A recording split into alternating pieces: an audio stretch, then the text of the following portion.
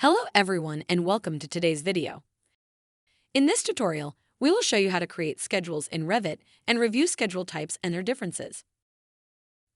To create a schedule, go to the View and click on Schedules button. Here you can see 6 types of schedules that can be created in the project. Let's start with Schedule Quantities. This is the most common type of the schedule. Here you need to select the category on which you want to create the schedule. Let's create our room schedule as an example, so I select the Rooms category.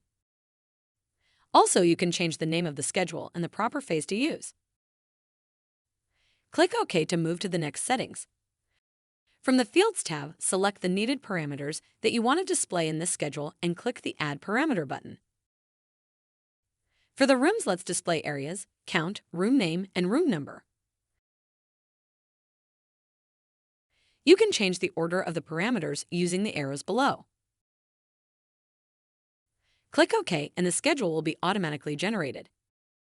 Now from the Properties panel, you can access schedule parameters and edit the schedule.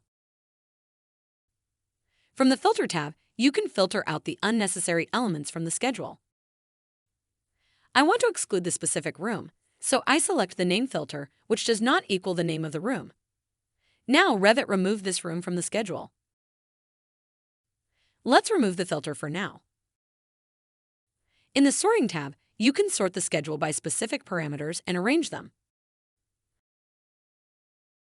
Also, here you can add totals, and Revit will automatically calculate them.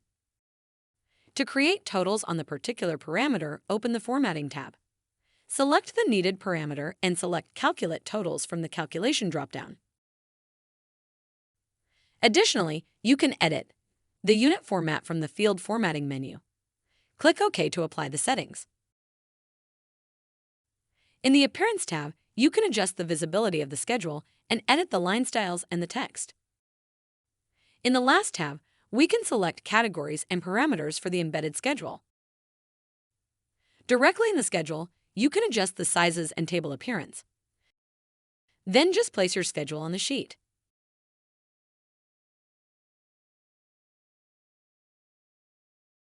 Let's move to the next schedule type. The graphic column schedule is made specifically for the columns, so let's add a few. Open the graphic column schedule. This schedule gives a graphical representation with information on all columns in the project. Let's make some column adjustments.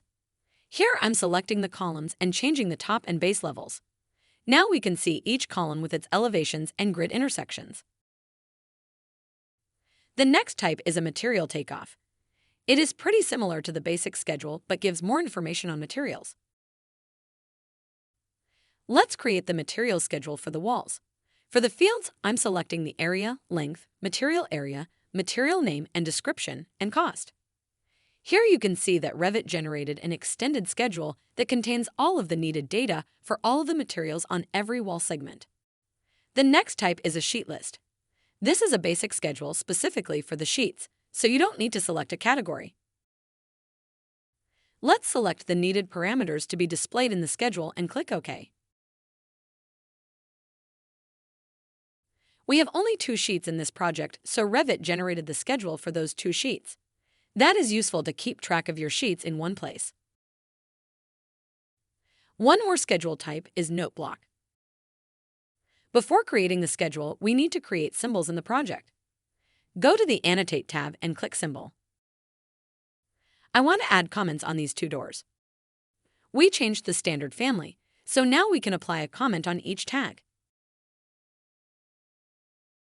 Now we can create a schedule. That is useful to keep all of the drawings clean and track the comments in one place. The last schedule is the View list. This one is pretty similar to a sheet list. By adding needed fields, we can have a nice overview of all views from our project and corresponding parameters. That's it. Subscribe to our channel to keep learning new things with new vision. Thanks for watching.